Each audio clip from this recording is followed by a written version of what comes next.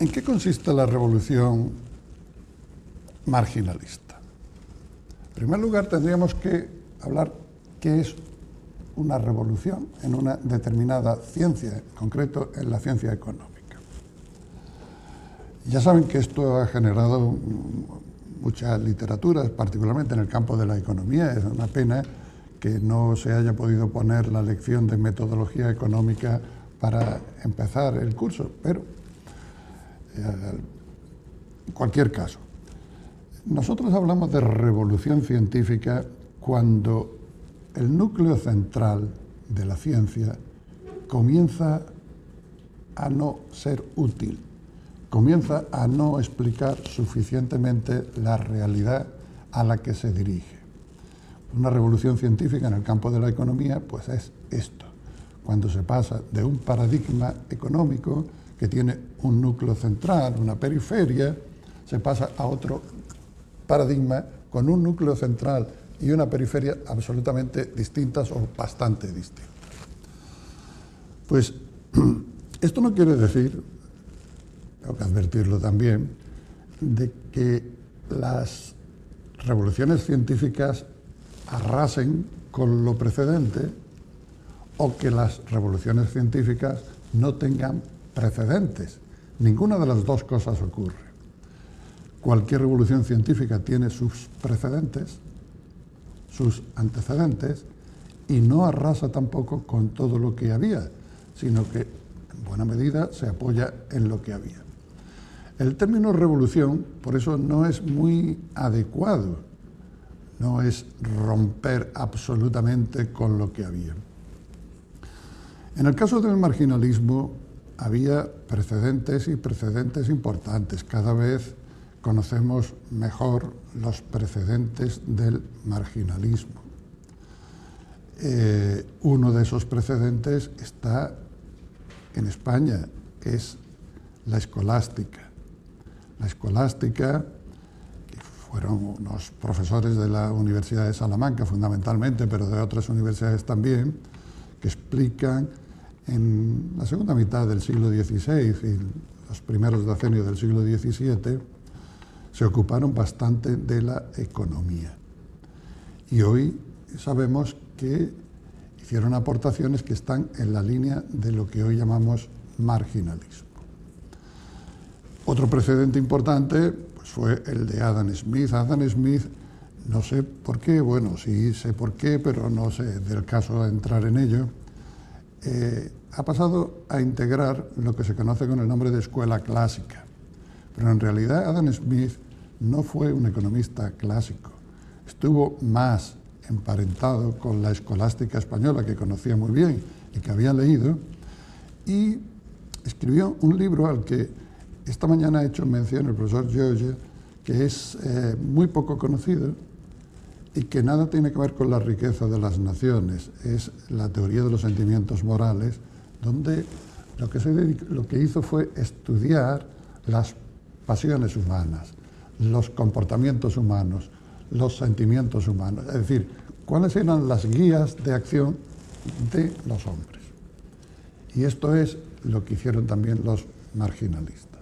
Bien, no me detengo más en preliminares y paso directamente ya con el primer epígrafe en qué consistió la revolución marginalista.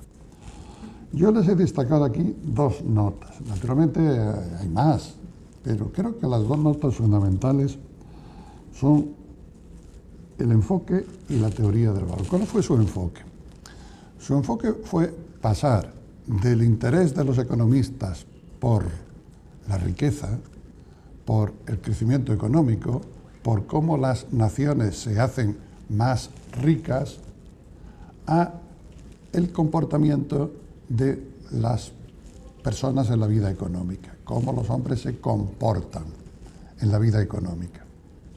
Son dos enfoques muy distintos, porque el enfoque, luego me voy a referir con un poco más de detenimiento a ello, el enfoque de cómo se generan las riquezas es un enfoque, digamos, en cierta medida objetivo, histórico, Es decir, era estudiar regularidades de comportamiento, era ver cómo las naciones habían prosperado, habían entrado en crisis, etcétera. Y la economía como ciencia del comportamiento es bien distinta, es decir, cómo reaccionan los hombres ante cualquier circunstancia. Y dentro de ese enfoque, el concepto fundamental fue el de utilidad.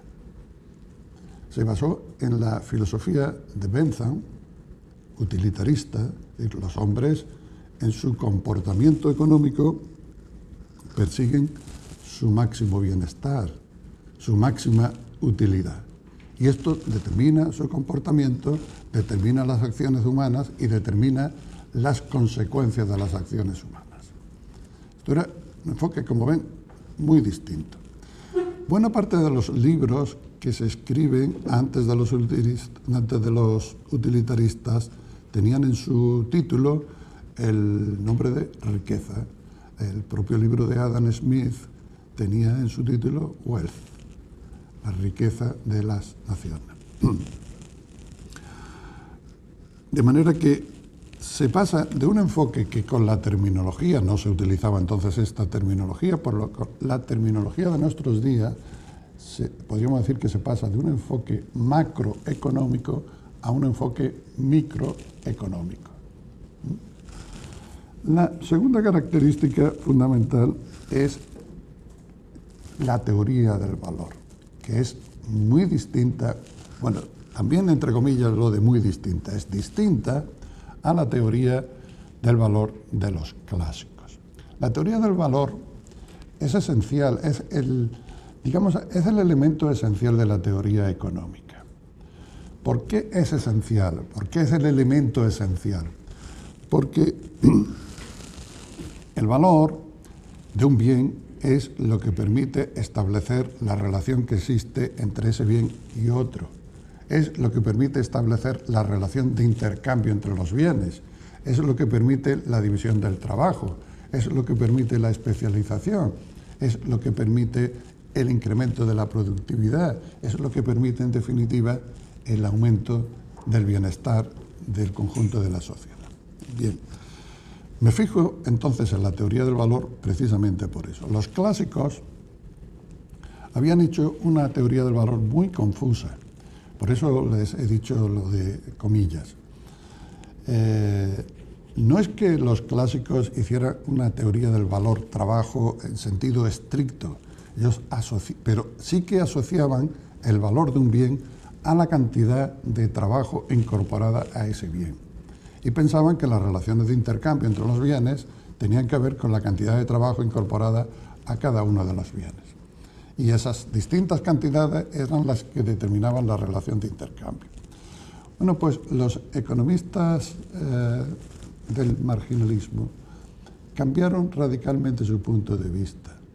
El valor de un bien depende fundamentalmente de la utilidad, de lo que yo estoy dispuesto a pagar por ese bien, de que ese bien sea útil para mí y la intensidad de esa riqueza haga que yo esté más o menos interesado en él y consiguientemente esté dispuesto a pagar más o menos. Es decir, que no es que desaparezca totalmente el sentido de coste de producción o de valor de un bien en función del trabajo incorporado, pero se incorpora una variable a la que se le concede mucha más importancia, que es la utilidad del bien. ¿De acuerdo? Bueno, pues los economistas que hicieron esta revolución fueron fundamentalmente 4.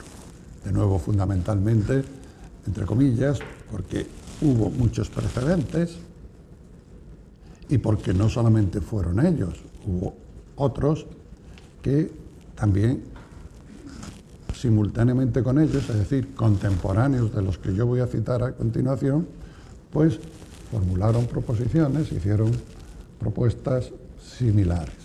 Pero en fin, cuando se habla de la escuela marginal, de la escuela del marginalismo, se habla fundamentalmente de 4 autores, de nacionalidades distintas, en el mismo momento de tiempo, por motivaciones distintas, no interesados en las mismas cuestiones, pero que por distintas vías llegan a hacer lo mismo.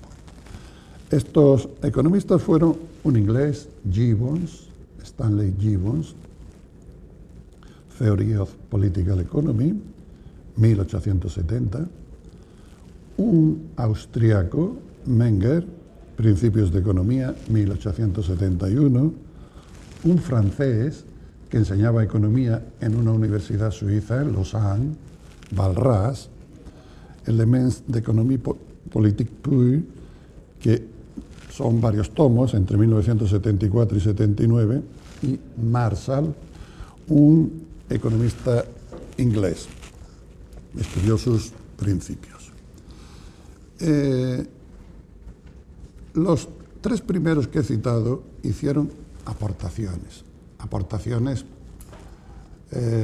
concretas, consiguieron también ensamblarlas en una teoría común, pero digamos que ninguno de ellos consiguió lo que consiguió Marshall. Marshall, aunque su obra aparece ahí, fechada en 1890, que es cuando realmente aparece, Marshall había publicado obras de economía con un sentido marginalista antes de 1890. Cuando muere Marshall, en 1924, Keynes hace una biografía preciosa de él, que ha pasado como un modelo de lo que es una biografía científica. Yo les aconsejo que la lean. Bueno, pues él describe perfectamente cómo Marshall había ido a lo largo de la década de los 70 poniendo hitos en esto que fue después la economía, la que hemos llamado después economía marginalista. Pero Marshall hizo dos cosas más importantes. Una, hizo la síntesis de la economía marginalista. Él escribe el primer manual de economía marginalista, ese que yo les cito ahí. De manera que el marginalismo se constituye como escuela, como un núcleo de ideas económicas, de instrumentos de análisis económica con Marshall. Y hizo otra cosa más importante aún, que es divulgar la economía marginalista en todo el mundo. Su libro de economía sustituyó a un libro de texto impresionante que había estado vigente en todas las universidades del mundo, que era el libro de John Stuart Mill, se había publicado en 1848 y que estuvo vigente en todas las universidades hasta 1890, cuando Marshall publica el suyo. Y a partir de ese momento, el libro de Marshall se convierte en el libro de texto obligado de todas las facultades en todo el mundo. Y tiene una vigencia, el libro de texto, con una vigencia más extensa que ninguno de los que han existido, porque está vigente hasta que Samuelson, después de los primeros años 40, publica su Economía, que lo sustituye y está vigente durante muchos años también. Y adicionalmente hizo otra cosa Marshall, que fue promover la creación de una facultad de ciencias económicas en Cambridge, que pronto fue imitada en otras universidades inglesas y que luego se copió en todo el mundo, menos en España, que no tuvimos facultades de ciencias económicas hasta después de la Guerra Civil. Segundo punto, la aparición del marginalismo.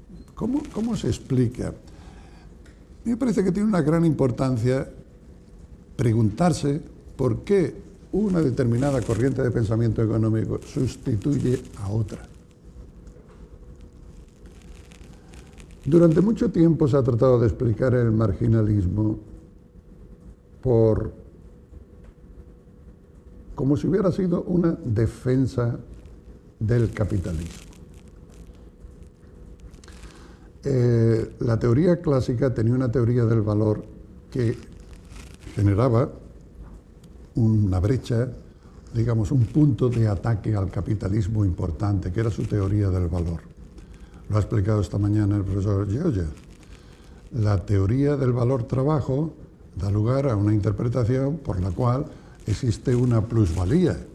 Y si existe una plusvalía es que esa parte del valor no ha sido ganada por quienes intervienen en el proceso productivo, sino que ha sido tomada a los demás elementos de la producción.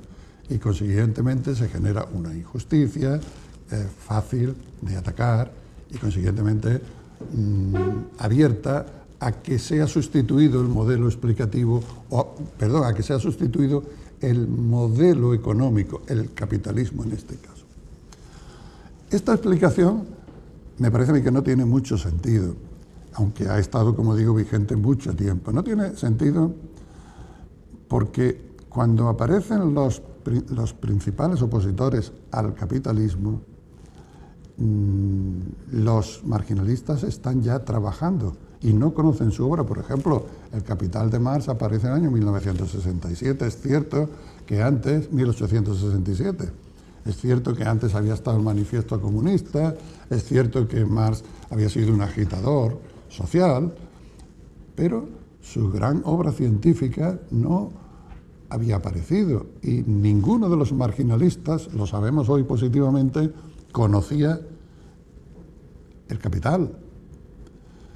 Los utópicos no preocupaban demasiado a la burguesía, no preocupaban porque sus propuestas siempre eran de acometer experiencias concretas. Por ejemplo, el fourierismo, que tuvo cierto éxito en España, lo que proponía era una experiencia, el falasterio, en la que la burguesía estaba seguro de que la experiencia no daría resultado, como así ocurrió. Es decir, nunca a los socialistas utópicos se les dio demasiada importancia. Otros ataques posteriores, estoy acordándome del de Henry George, que atacaba el concepto de renta de la tierra ricardiano, si no lo atacaba, lo utilizaba con fines distintos, es decir, también fue muy posterior, al año 1879, de forma que los utilitaristas no fueron, como a veces unos economistas, a sueldo de la burguesía o al servicio de la burguesía. Esta interpretación no tiene mucho sentido. La segunda interpretación, que yo creo que es la más razonable, es la de que los economistas estaban insatisfechos con su ciencia, con el estado de su ciencia. La economía clásica había ya arrojado una serie de anomalías, una serie de insatisfacciones que hacían que los economistas creyeran que no estaban haciendo buena ciencia. Por ejemplo, les han explicado a ustedes ayer seguro que los pilares de la teoría económica clásica eran la teoría malthusiana. Para determinar la plusvalía era esencial, para determinar el salario era esencial, la población crece y consiguientemente lleva a los trabajadores al salario mínimo. La teoría de la renta ricardiana, bueno, pues la teoría del fondo de salarios, todos esos conceptos ya nadie los aceptaba, ni siquiera los propios clásicos. John Stuart Mill abominó de la teoría del fondo de salarios y fue el último economista clásico. La teoría de la renta de Ricardo pronto se vio que no explicaba no explicaba en términos generales lo que es una renta económica. Él lo aplicaba a la tierra, pero la renta económica se produce siempre que un recurso es escaso o goza de cierto tipo de monopolio. Todos y cada uno de los instrumentos analíticos esenciales de la economía clásica no funcionaban. Y por eso los economistas se pusieron a trabajar en un tipo de explicación distinto que no tuviera que utilizar ninguno de esos instrumentos. La tercera explicación, aunque no sea esencial, aporta algún elemento explicativo.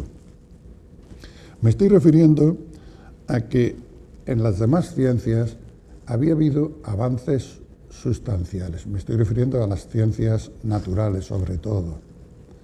Se estaba llegando a principios generales, se estaban utilizando las matemáticas en la explicación, Bueno, pues los economistas trataron de seguir las pautas que estaba siguiendo la ciencia entonces. No es extraño por ello que muchos de los economistas utilitaristas fueran ingenieros, fueran matemáticos, o al menos tuvieran un buen conocimiento de las matemáticas. Así es que hubo un deseo de imitar a las demás ciencias, hacer ciencias con principios generales. El tercer punto, carácter general, que yo quería abordar, ahora ya más en concreto, ¿cuáles fueron los principales cambios analíticos que se producen?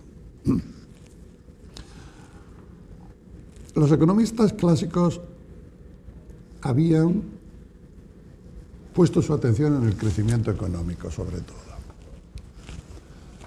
Y puesta su atención en el crecimiento económico, habían disociado lo que era la producción de la distribución. Una cosa realmente de estas paradojas que se produce en la construcción de las ciencias. Para los economistas clásicos, la distribución era esencial para el crecimiento económico. Y dependiendo de cómo estaba distribuida la renta y de la aplicación que los propietarios de esas rentas les dieran, dependía el crecimiento económico. Si las rentas estaban en manos de ociosos, pues no se producía crecimiento económico. Si estaba en manos de activos, se producía crecimiento económico. Quiero entrar por ahí porque nos llevaría lejos. Y curiosamente, disociaron la teoría de la distribución de la producción. Es decir, ellos explicaron el precio o el valor de los factores de la producción al margen completamente de cómo explicaron la producción o el crecimiento económico. Es un contrasentido, no tenía sentido. Bueno, pues los utilitaristas corrigieron este error e integraron la teoría de la distribución y la teoría de la producción. ¿Qué quiere esto decir? Pues que si los factores de la producción son los que contribuyen a la formación del producto y esos factores están remunerados, el trabajo con el salario, el capital con el tipo de interés, el beneficio empresarial, pues hay una especie de circuito de renta en el que lo que es producción se convierte en ingresos para unos y esos ingresos se convierten en gastos que generan un flujo de renta dentro del circuito económico y que lo explican todo conjuntamente. O sea, teoría de la producción y teoría de la distribución forma parte del mismo proceso visto desde distintas perspectivas. Se realizó esa integración que fue un avance fundamental.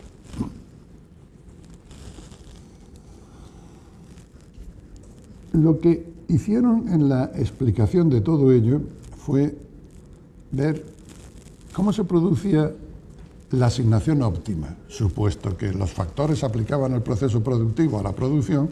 Entonces, era lógico que se interesaran por cómo se asignaban más eficientemente esos factores de la producción.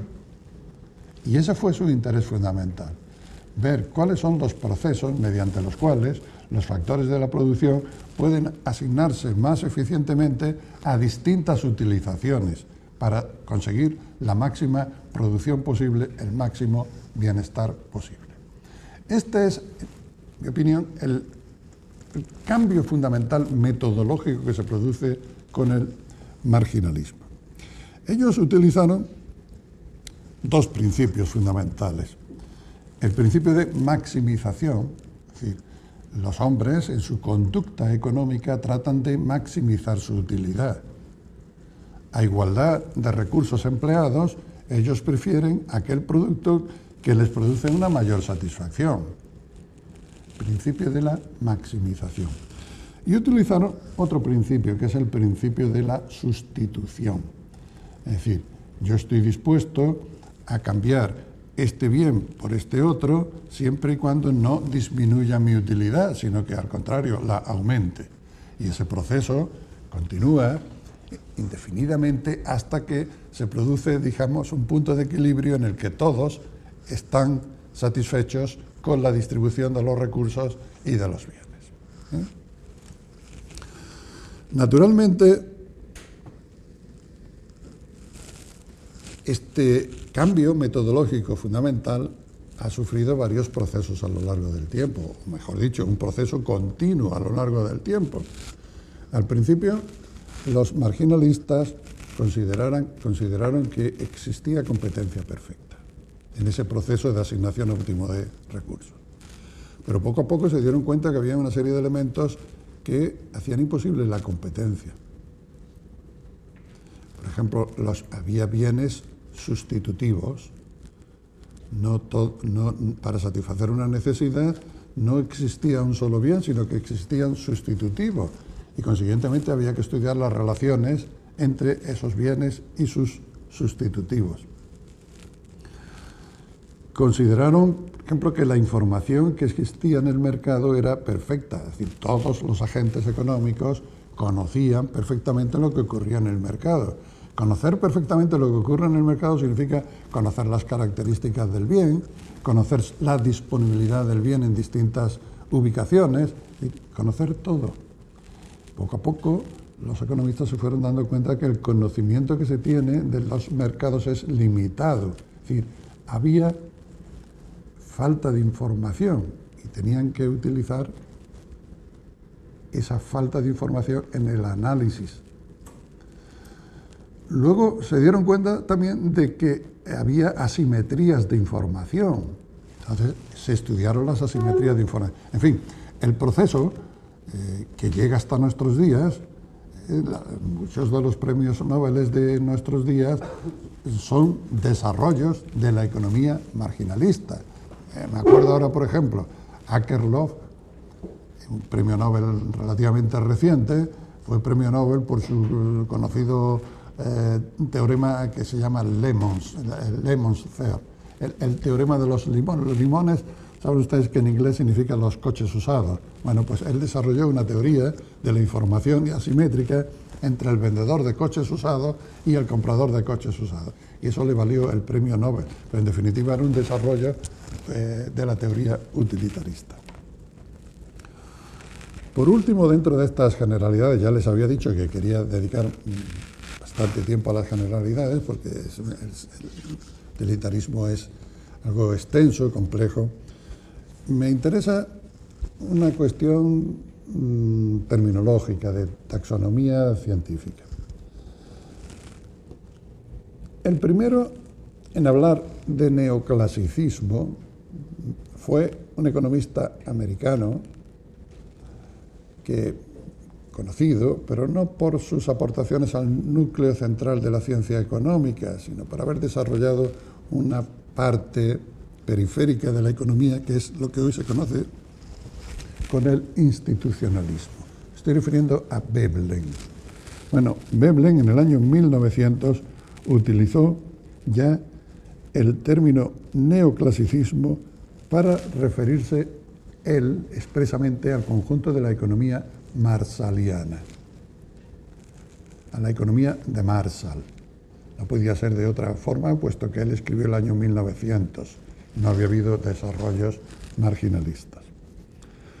Otros dos economistas, Hicks, este sí, importante en el núcleo duro de la ciencia económica, y Stigler, también otro economista importante, Hicks en el año 1932, Stigler en el año 1941, utilizaron el término neoclasicismo para referirse al conjunto de la economía marginalista, pero al conjunto de la economía marginalista que se había desarrollado hasta entonces, que ya había habido muchas extensiones. Y por último, existe otro término, que es Escuela de Cambridge, que se utiliza para referirse de nuevo a Marshall y a todos los que han seguido la economía que se desarrolla con Marshall y sus sucesores en la cátedra de Cambridge, Pigou y todos los demás que vinieron luego. Así es que, como ven, existe una cierta indefinición en cuanto a la utilización de términos. marginalismo, neoclasicismo. A mí personalmente me gusta más el término neoclasicismo para referirse a todos estos economistas a los que vengo refiriendo. Bien, pues ahora me ocupo de cada uno de estos autores, muy brevemente tengo que hacerlo. En primer lugar, de William Stanley Gibbons, 1835-1882. Ninguno de los economistas, salvo los que yo diré expresamente, a que voy a referirme a continuación, se dedicaron desde los primeros años de su vida a la economía, ni fueron académicos en los primeros años de su vida académica, no era como es en nuestros días. Gibbons, por ejemplo, antes de dedicarse por entero a la economía, quiero decir, antes de ser catedrático de Economía Política en el University College de Londres, en 1876, es decir, cuando ya había superado la cuarentena, pues había hecho muchas cosas. Había sido profesor de lógica. Gibbons fue muy conocido en España por su lógica, un libro que llamó así, Lógica, que fue traducido muy pronto al español y no fue conocido como economista. Luego él trabajó en Sydney, en la CECA, en el Instituto de Emisión de Moneda, y allí alcanzó importantes conocimientos de dinero, sobre el dinero. Tiene numerosos escritos sobre el dinero, pero ninguno de ellos es relevante, ninguno de ellos ha pasado a la historia de la teoría económica. Su primera gran aportación a la economía es un libro que se llama La cuestión del carbón, que publicó en el año 1865, en el que aplicó estrictamente los instrumentos analíticos del marginalismo. Inglaterra entonces tenía, saben ustedes, era el líder en la industrialización, en la revolución industrial, y apoyaba su superioridad industrial en lo barato que resultaba el carbón, en lo barato que resultaba extraer el carbón. Bueno, pues él compuso un razonamiento muy elemental. Si Inglaterra basa toda su hegemonía económica en el carbón porque resulta barato, a medida que nosotros vayamos extrayendo carbón, la productividad marginal del carbón irá disminuyendo, se hará cada vez más caro y perderemos nuestra hegemonía frente a otras formas de energía que irán apareciendo por el mundo. Ese libro le hizo famoso. Pero después de publicar el libro, él consiguió la cátedra de Economía Política en el año 1876 y ahí desarrolló ya, se dedicó académicamente a la economía. Su teoría del valor la apoyó aprovechó para ponerles un ejemplo de cómo no hay nada nuevo, realmente nuevo. Él apoyó su teoría del valor en un economista alemán al que él conocía bien, que se llama Gosen, que en la historia del pensamiento económico figura hoy por dos leyes que se llaman las leyes de Gosen. Bueno, la primera ley de Gosen es la ley de la utilidad marginal. Es decir, la utilidad marginal de un bien es decreciente. A medida que yo consumo más unidades de un bien, la última unidad consumida cada vez me proporciona menos utilidad que las inmediatamente anteriores.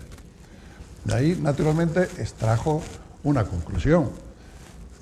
Yo no estaré dispuesto a pagar por una unidad de un bien más que la utilidad que me proporciona a mí la última de las unidades consumidas.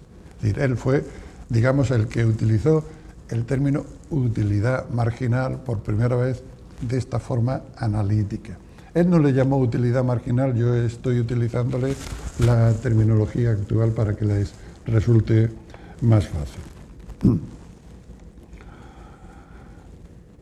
Utilizó la teoría de la utilidad marginal para mil aplicaciones distintas. Por ejemplo, lo utilizó para el trabajo, Su razonamiento era muy simple. Si para mí cada unidad adicional de trabajo que hago me cuesta un esfuerzo mayor, pues estoy cansado, yo exigiré por cada nueva unidad de trabajo un precio mayor, un salario mayor. Estaba basada en el mismo principio. Desarrolló la teoría del intercambio, que es esencial, y lo basó en la segunda ley de Gosen.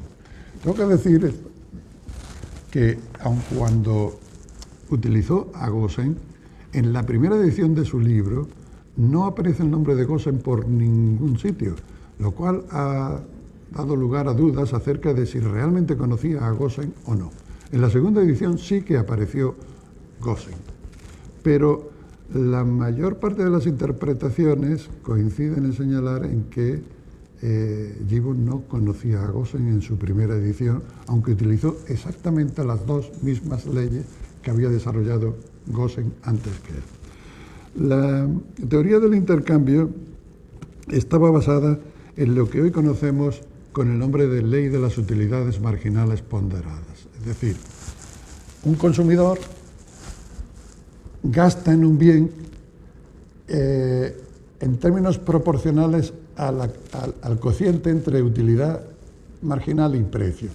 O dicho de otra forma para que me entiendan todos ustedes, el último euro que yo gasto en un bien tiene que proporcionarme la misma utilidad que empleado ese euro en otro bien. Yo tengo que distribuir mi presupuesto de forma que la última unidad gastada me proporcione la misma utilidad en los distintos bienes. Ese es el principio equimarginal.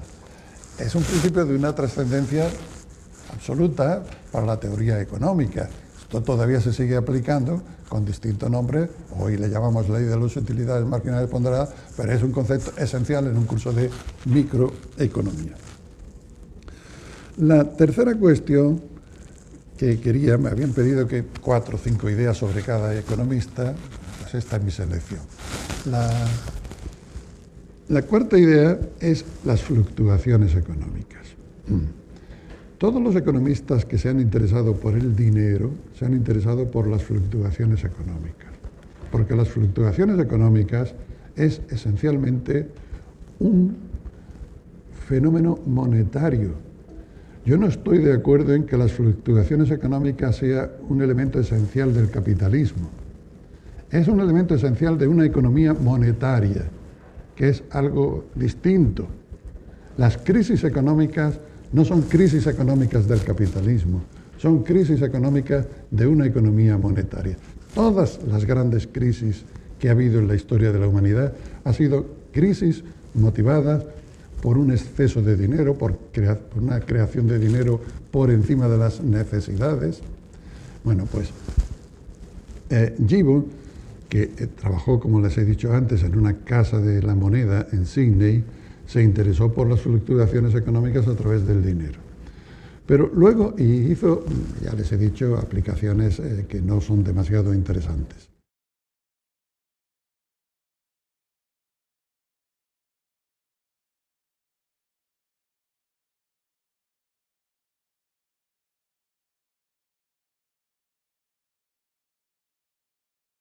Bueno, Menger. De Menger tendría que decir que este sí que estuvo más dedicado a la economía, fue más un economista académico.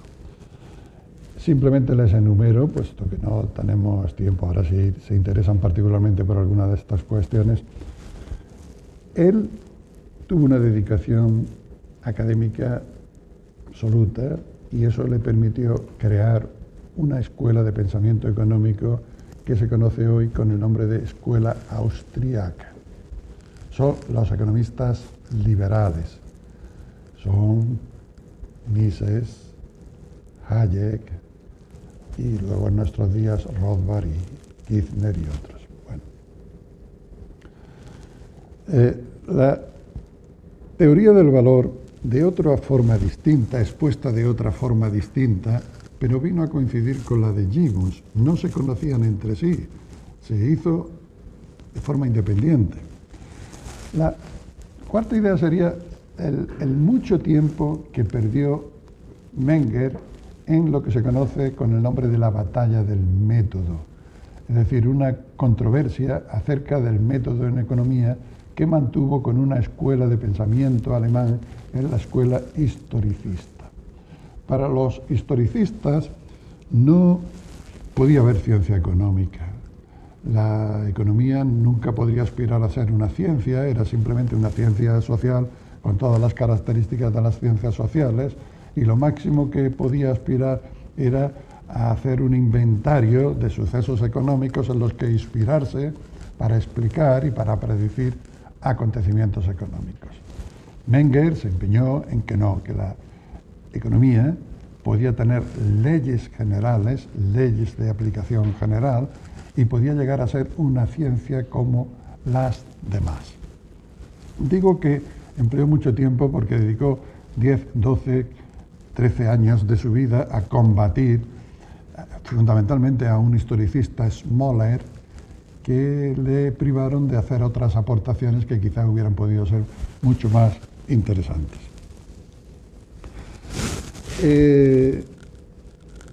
Otras aportaciones las tienen ahí en el guión y voy a pasar por ellas porque me gustaría al menos llegar al final.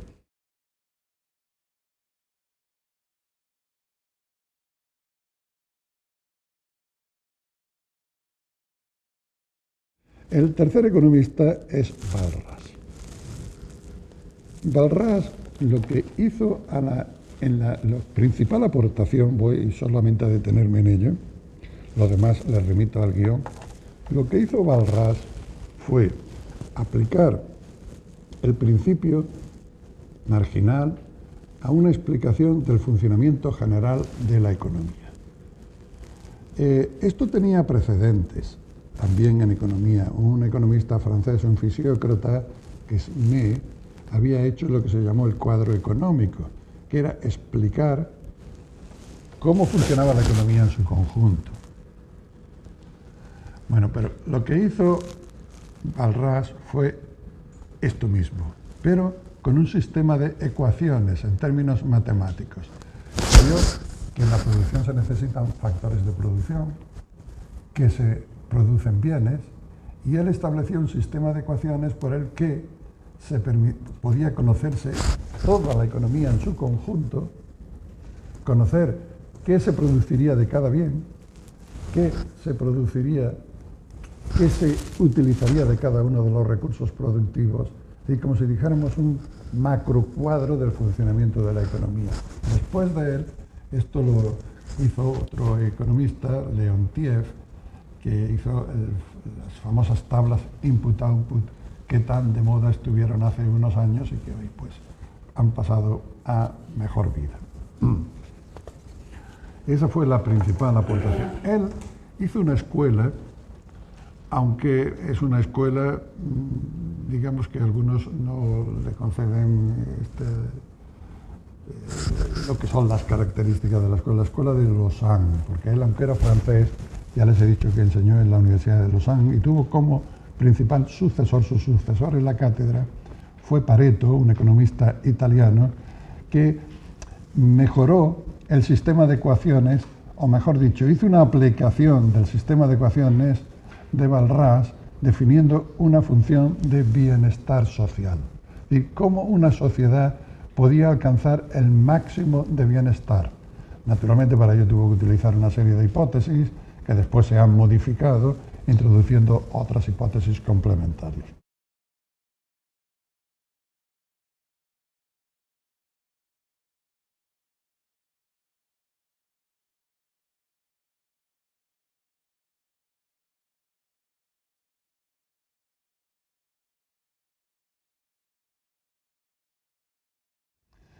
Y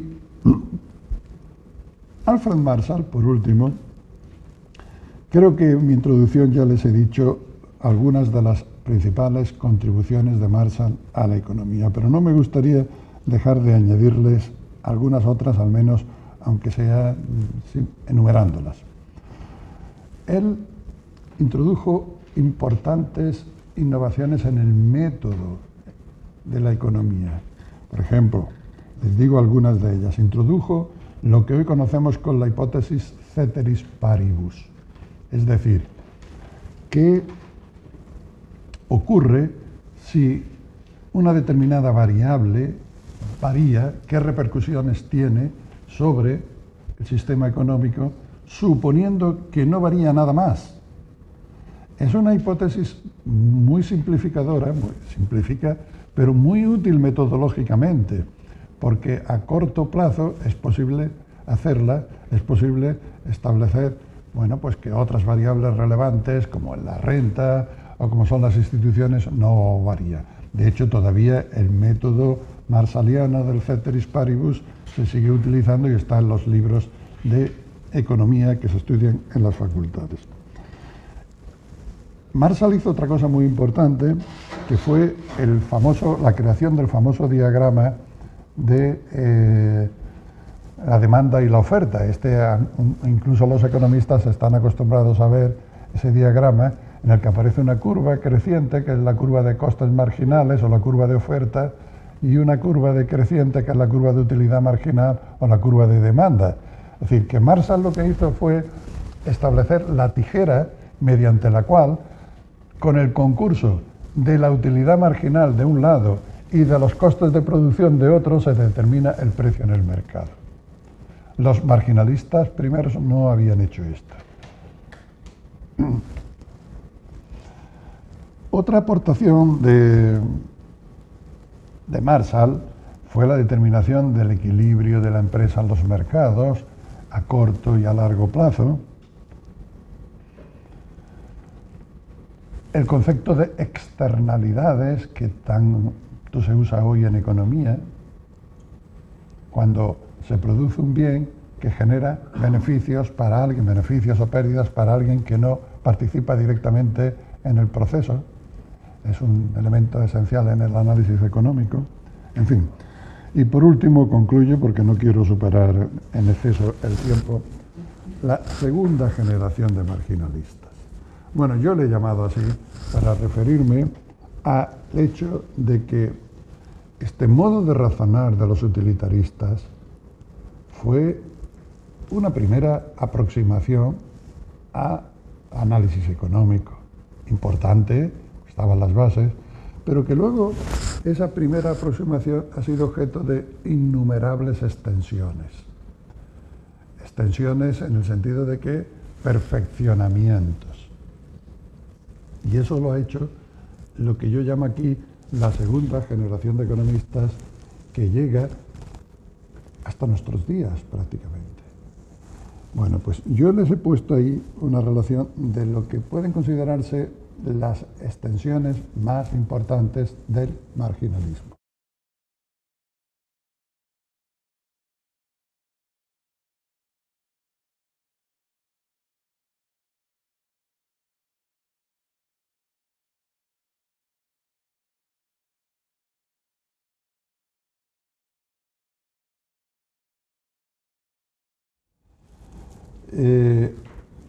Uno es la formulación matemática de cómo el producto se extingue en los factores de producción, cómo se distribuye entre los factores de la producción.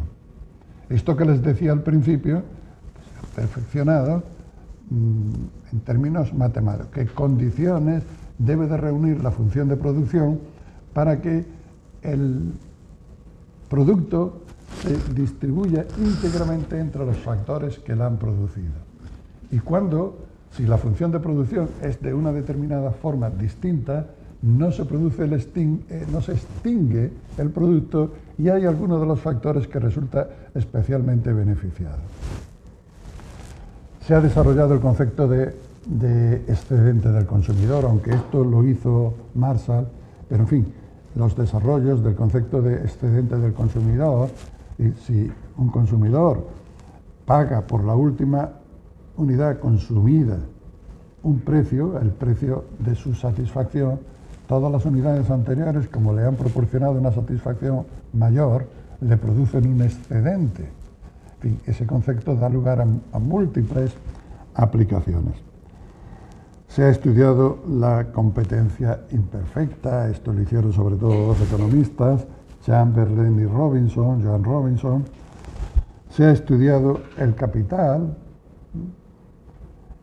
y, en fin, podemos decir, concluyo con ello, que el marginalismo no ha agotado sus posibilidades todavía, que la ciencia económica de hoy es fundamentalmente marginalista, es una ciencia del comportamiento de los sujetos económicos y que, entre medias, ha habido escuelas que sí que podemos decir que son mucho más definibles. El keynesianismo, por ejemplo, es mucho más abarcable, es mucho más fácil de identificar. El marginalismo es una forma de pensar que está ahora presente en toda la economía política. Siento haberme sobrepasado un poco.